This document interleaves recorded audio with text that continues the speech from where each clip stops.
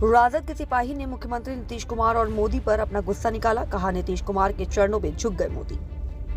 बिहार की सियासत में लगातार उलट-पुलट देखने को मिल रही है। जी हां, और आप भी जानते हैं कि बिहार के मुख्यमंत्री नीतीश कुमार को जब भी कुछ अंदर खाने की सूचना प्राप्त होती है कि उनके पार्टी के विधायकों को तोड़कर दूसरी पार्टी सरकार बनाने की फिराक में है, तब नीतीश कुमार अपनी चाल चलते हुए रणनीति बनाकर और सत्ता में बने रहते हैं। आपको बता दें कि इससे पहले आरजेडी, जदयू सहित अन्य पार्टियों को मिलाकर महागठबंधन की सरकार चल रही थी। अचानक 26 जनवरी के बाद वह कौन सी नौबत आन पड़ी जो मुख्यमंत्री नीतीश कुमार को महागठबंधन से हटकर बीजेपी के साथ गठबंधन कर सरकार बनानी पड़ी। खैर, अब शपथ ग्रहण भी हो गया, नई सरकार भी बन गई। बीजेपी के प्रदेश और वर्तमान उप मुख्यमंत्री अध्यक्ष सम्राट चौधरी, जो नेता अपने वक्तव्य में कहा था कि नीतीश कुमार को हटाने के बाद ही मैं अपना पगड़ी हटाऊंगा, और कसम भी खाया था जो जनता को बिहार ही नहीं पूरे देशवासी जानते हैं, तो क्या अब उनका कसम का क्या अब ये भी बात जुमला ही हो क्या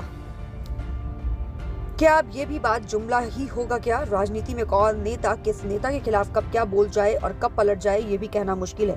यदि बात करें सिद्धांत की, तो सिद्धांत धरा का धरा रह जाता है। इसी संदर्भ में बात करने के लिए आज हमारे साथ हैं बिहार के राजद सिपाही और वर्तमान ग्राम पंचायत राजचंद्रहटी के मुखिया मुकुंद कुमार उर्फ अनीश सिंह। इनके अभी खास बातचीत हो रही है। सीधे लिए चलते हैं बिहार के मुजफ्फरपुर और सुनाते हैं मुकुंद कुमार उर्फ अनीश सिंह क्या कुछ खास बातचीत हुई। न्यूज लाइन नेटवर्क के बिहार संवाददाता जीके राजू से सुनिए ये खास रिपोर्ट। नमस्कार, मैं जीके राजू और आप देख रहे हैं इस वक्त न्यूज लाइन नेटवर्क। बिहार की सियासत में अफरा तफरी जो हुई है, पूरा बिहार वासी देख रहे हैं। ऐसे स्थिति में जो आम जनता है, उनका दर्द कौन सुनता है? मीडिया के कैमरे के सामने तो नेता ही बोलते नजर आते हैं हमेशा, और आम जनता का दर्द भी सुनने वाला नेता नहीं है। जी हाँ, आज हम मुजफ्फरपुर में हैं और हम खास बातचीत करेंगे। हमारे साथ मुकुंद कुमार उर्फ अनीश सिंह है, ग्राम पंचायत राजचंद्रहटी के, मतलब यूं कहिए और राजद सिपाही। काफ़ी वोटों से इन्होंने इस पंचायत से लीड किया था। इनके चाहने वाले, इनके मानने वाले जो जनता है, इनको हमेशा अपना आशीर्वाद देते हैं। और यूं ही नहीं कहिए, मुजफ्फरपुर के कोषाध्यक्ष भी रह चुके हैं राजद के। और मैं आपको बता दूं कि राजद पार्टी में कोई भी कार्यक्रम हो, बढ़ चढ़ कर हिस्सा लेते हैं। इनकी जवाबदेही हमेशा बनी रहती है जनता के लिए, जनहित के लिए। यहाँ तक कि ये अपने निजी फंड से भी बहुत सारी योजनाओं के माध्यम से काम करने में पीछे नहीं रहते हैं। तो इनसे हम बात करेंगे, जानेंगे कि क्या बिहार की जो राजनीति उलट पुलट हुई है, लोग, आम जनता जो बिल्कुल अंतिम पायदान पर बैठे हैं, उनकी क्या सोच है, उनका क्या कहना है। अनिल जी, सबसे पहले तो स्वागत है हमारा न्यूज लाइन पर। आपका भी स्वागत है। बिहार में तो खेला हो गया और नीतीश जी तो पलट गए, फिर लोग जैसे बोलते हैं चले गए बीजेपी में।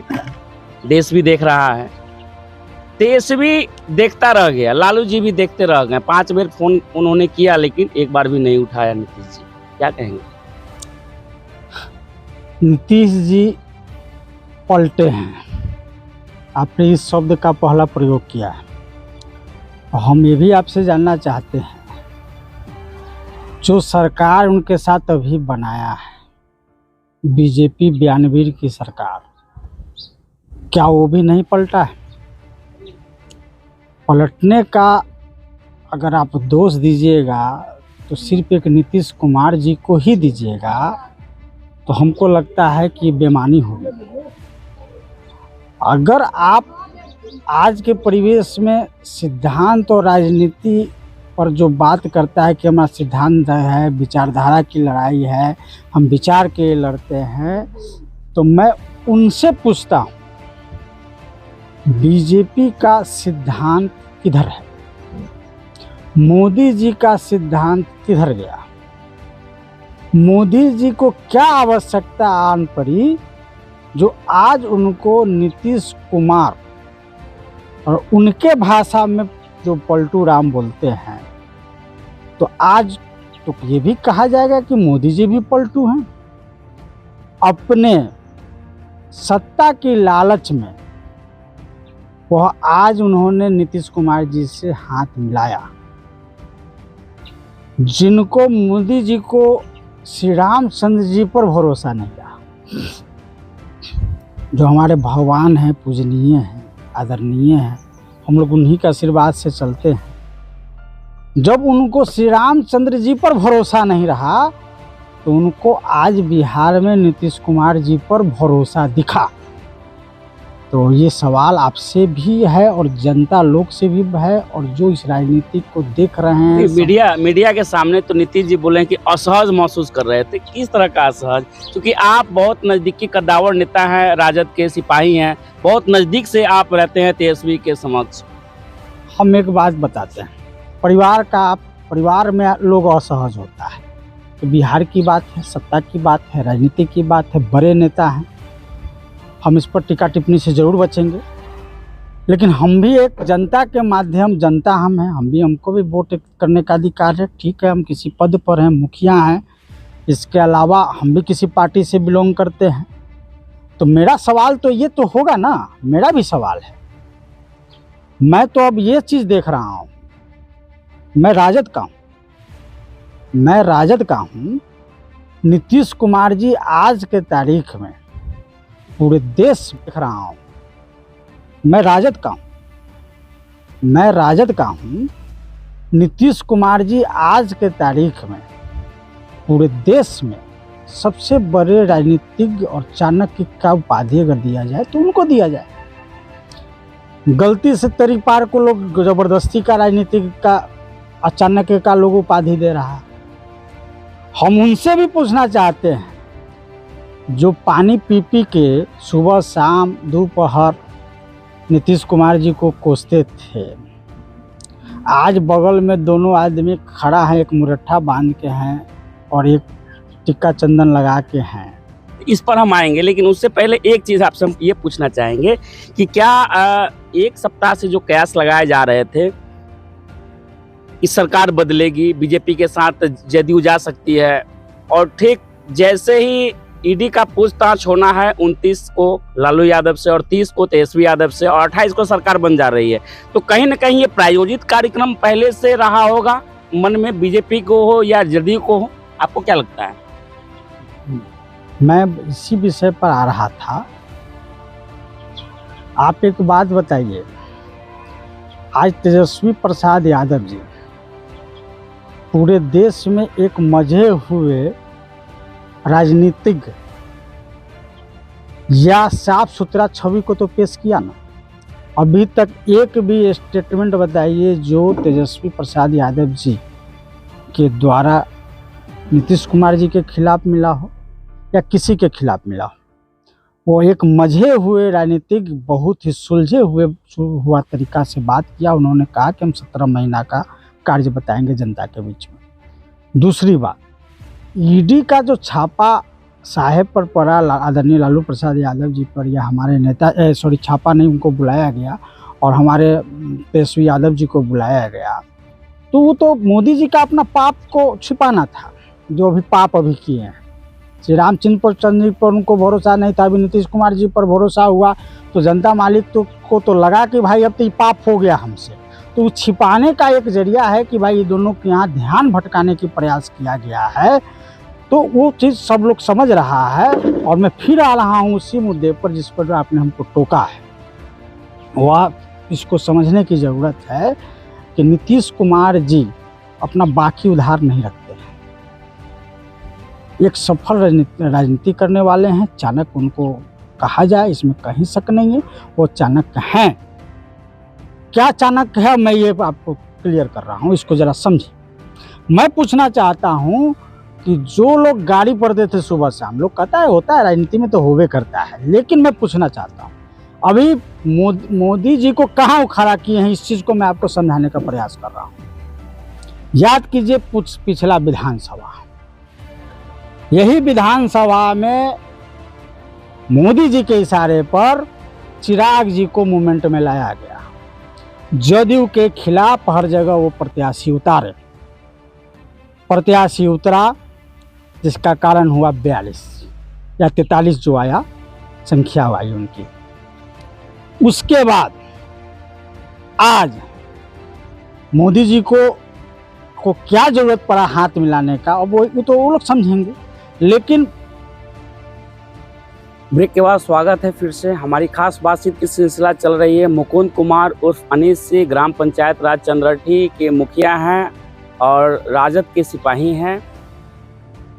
अभी थोड़ी देर पहले इन्होंने कहा चिराग पासवान, जी हाँ, तो चिराग पासवान नीतीश कुमार के बारे में लगातार बोलते थे कि उनके द्वारा जो भी काम बिहार में की जा रही है जनता को फायदा नहीं हो रही है और ना ही वो सही तरीके से कर रहे हैं। राजनीति करना उनका नीतीश कुमार पर ही था। अब चले गए हैं बीजेपी में नीतीश कुमार, तो अब क्या चिराग पासवान असहज महसूस कर रहे हैं? इसी संदर्भ में इनसे हमारी प्रश्न थी, क्या कहेंगे आप? देखिए, हमारे युवा नेता हैं चिराग पासवान, बिहार को बहुत उम्मीद है उनसे। हम लोग भी युवा ही हैं, हम लोग किसी नेता का अनुसरण नहीं करते हैं। विचार की बात है, हम लोग विचार के साथ रहते हैं। हमारे कहने का मतलब है कि हम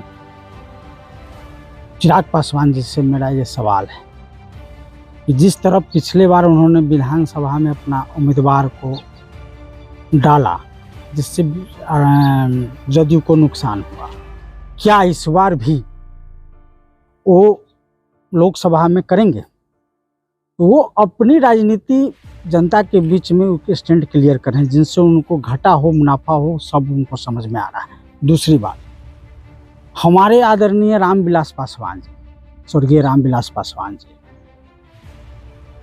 उनकी राजनीति हमेशा गरीब शोषित वंचित के लिए रहा है। वो शेर थे जो संसद भवन में ललकार के संजय गांधी को ललकारा था। हमको हमारा यही नसीहत है उनको कि आप रामविलास पासवान जी बनिए, किसी का हनुमान मत बनिए। आप मोदी के हनुमान क्यों बनेंगे? मोदी आपके चरण वंदना करेगा, आप क्यों किसी का चरण वंदना कीजिएगा? आपको जरूरी हो, जैसे नीतीश कुमार की जरूरत आज मोदी को हुआ, मोदी जी को हुआ, तो आज चरण वंदना बिहार में किया। आपको वैसी बात करनी चाहिए, गरीब शोषित की बात करनी चाहिए, वंचित की बात करनी चाहिए, न कि अपनी अस्तित्व की लड़ाई के लिए आज इस पार्टी आज उस पार्टी आज कॉम्प्रोमाइज, यानी एक कहता है ना कि एक घृणा की राजनीति नहीं करनी चाहिए। मैं धन्यवाद देता हूं और मैं गर्व से कहता हूं कि हम लोग तेजस्वी के सिपाही हैं और अपने युवा सम्राट तेजस्वी यादव पर हम लोग को गर्व है। तो एक मजा हुआ, एक जो साबित कर दिया इस देश में कि आज इतने दुख झेलने के बाद भी वह स्टैंड है और वह मोदी सरकार के सामने घुटना नहीं टेका, क्योंकि वह लालू का बेटा है, शेर का बेटा है। तो वह शेर बनने की जरूरत चिराग पासवान जी को है, वह किसी की चरण वंदना करने की जरूरत नहीं है। मैं फिर बोल रहा हूं कि चाणक्य आज के तारीख में नीतीश कुमार जी हैं। मेरा सवाल आज के तारीख में उपेंद्र कुशवाहा जी से भी है, अब वो क्या करेंगे? ये बताइए, लोकसभा चुनाव सामने आ रही है, चाणक्य तो बार बार आपके मुंह से निकल रहा है कि नीतीश कुमार चाणक्य चाणक्य, क्या लगता है कि ये फायदा अभी लोकसभा में किसको सबसे ज़्यादा मिलेगा? आप अंतिम पायदान के लोगों के साथ बैठते हैं, उठते हैं, आपको इन चीज़ों का अनुभव है, तो ये चाणक्य शब्द का इस्तेमाल किए, इसलिए मेरा सीधा प्रश्न है आपसे कि क्या लगता है कि ये 2024 का लोकसभा चुनाव का जो रणनीति है क्या है? मैं इसलिए न बोल रहा हूँ बार बार चाणक्य। आज के तारीख में मुख्यमंत्री जी को नीतीश कुमार का पूरे बिहार में, पूरे देश में आज वो अच्छे में नहीं आ रहे हैं। जनता उनसे दुखी है, विचलित है, गुस्से में है। तेजस्वी तो बोला है 2024 में पार्टी टूट जाएगी। मैं क्या बोल रहा हूँ, वो टूटेगी कि क्या टूटेगी उस पर हम बाद में बात करेंगे। मेरा जो आपका सवाल है, आपने स्पष्ट शब्द में बोला कि आप नीतीश कुमार की लोकप्रियता हमसे पूछ रही हैं कि अगर साथ में रहेंगे तो क्या होगा। मैं उस पर अभी जवाब दे रहा हूँ कि पूरा जनता उनसे रुष्ट है, लेकिन चाणक्य यही नीति कहा जाता है कि वह जनता जो रुष्ट है वह बीजेपी के साथ आए हैं, वह जनता को रोकेगा के हंस के जैसे भी ये वोट करने के लिए बाध्य कर दिए, इसीलिए बोल रहा हूं कि वो चाणक्य हैं। ये हुई राजनीति, सटीक राजनीति इसको कहा जाता है। आज के तारीख में मोदी जी भी हार चुके हैं, साबित हो गया, और मोदी जी साबित कर दिए कि हम नीतीश कुमार के सामने घुटना टेक दिए। मेरे लालू प्रसाद यादव जी और मैं तेजस्वी यादव जी तो गंगा हैं, जिसको आना है आ जाओ, खाली बीजेपी को छोड़। वो तो शुरू से क्लियर स्टैंड रहने की कुछ भी हो जाएगा हम बीजेपी के साथ नहीं जाएंगे, वो तो गंगा हैं। आज जो भी विपक्ष में नेता है, तो हमारे आदरणीय लालू प्रसाद यादव जी स्टेज से बोले थे कि सब हमारा प्रोडक्ट है, इसमें कहीं शक है? आज के तारीख में बिहार के राजनीति में जो जहां है वह कहीं ना कहीं लालू प्रसाद यादव जी के ही प्रोडक्ट है। और मैं गर्व करता हूं कि उनका बेटा तेजस्वी निकला, जो उनके पद चिन्हों पर चलते हुए उनके विचार को लेते हुए आगे की ओर जा रहा है। तो लोकसभा में अभी क्या होगा ये कहना भी जल्दीबाजी हो। राममय हुआ है देश, लेकिन राम पर भरोसा न होते हुए मोदी जी को अभी नीतीश जी पर भरोसा है। अभी जनता भी कसौटी पर खड़ा है। जो पिछला बार विधानसभा में वोट नहीं किया, वो इस बार नीतीश कुमार जी के लिए क्या करेगा, वो भी एक कसौटी खड़ा है। तो इसमें चाल चरित उस वोटर का भी क्लियर होगा इस बार, कि वह वोटर की सोच क्यों है। जिस वोटर की यह सोच होगी वह विकसित बिहार क्या बनेगा। यह जलन की राजनीति है, घृणा की राजनीति है, यहाँ विकास की कोई बात नहीं है। धर्म की को तोड़ने की राजनीति मोदी जी किए हैं, हमेशा कुर्सी बचाने की राजनीति किए हैं। अगर मोदी जी यहाँ पर पलटू राम है तो वह केंद्र की सरकार के लिए सबसे बड़ा पलटू राम आज की तारीख में मोदी जी। ये भी सवाल उन पर बनता है। देश का अगर सबसे बड़ा पलटू राम होगा तो वह मोदी जी होगा। देश का सबसे बड़ा पलटू राम होगा तो मोदी जी। ये थे मुकुंद कुमार और फनीश जी, राजद के सिपाही। यूँ कहिए कि एक दर्द झलकता है, आम जनता का भी दर्द अपने देखे हैं पहले भी हमारे चैनल के माध्यम से, और आज एक सिपाही का दर्द छलक रहा है। बिहार में विकास की ग्राफ क्या होगी वो तो खैर समय बताएगा, लेकिन अभी वर्तमान में लोकसभा चुनाव सामने नजर आ रही है। उसको लेकर हाँ क्या कहना चाह रहे हैं? हाँ बोलिए। इस देश में विकास की बात आप मत कीजिए, विकास सब खत्म है। 9 साल में क्या विकास हुआ वो बयानवीर लोगों से मैं पूछूंगा। अगर उनकी हिम्मत है, मैं चैलेंज करता हूं, तो विकास पर बात करके दिखाएं कि 9 साल में क्या होगा। यहाँ बात होगी हिंदू मुस्लिम की, यहाँ होगी राम मंदिर बन गया, बहुत अच्छा है, हम लोग बहुत खुश हैं, प्रफुल्लित हैं, भगवान राम आ गए। लेकिन लाने का श्रेय का दौर चला है, उसके लिए भी श्रेय हम देते हैं मोदी जी को। लेकिन भगवान राम, फिर भी मैं पढ़ रहा हूँ, वह राम राज तो नहीं है इस देश में। उस राम राज को लाने की जरूरत है। तो राम राज्य का अर्थ होता है विकास, जो शायद मोदी जी वो विकास भूल चुके हैं। विकास उनके डिक्शनरी में नहीं है।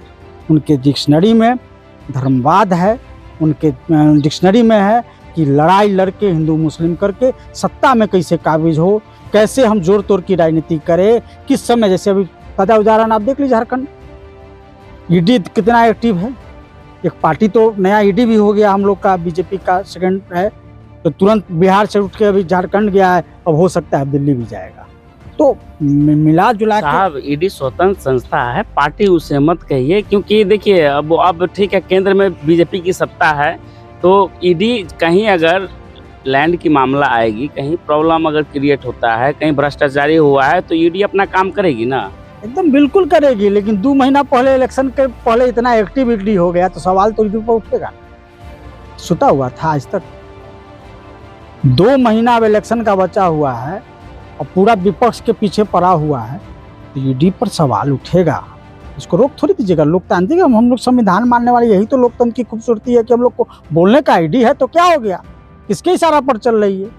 वो केंद्र सरकार के इशारा पर चलती है और वो साबित कर रहा है तुरंत देखिए बिहार में था, तुरंत बगल में झारखंड, अब दिल्ली निकलेगा और देखिएगा अभी तुरंत दिल्ली निकल रहा है। तो आप किसे कह दीजिए कि वो स्वतंत्र है? उस पर सवाल उठा है इस पर। बिल्कुल, इस लोकतंत्र में सवाल उठाना लाजिमी है। अपनी बात हर व्यक्ति को रखने की आज़ादी है और मुखर होकर रखना भी चाहिए। सच क्या है छनकर सामने आएगी। बने रहिए न्यूज़ लाइन नेटवर्क के साथ।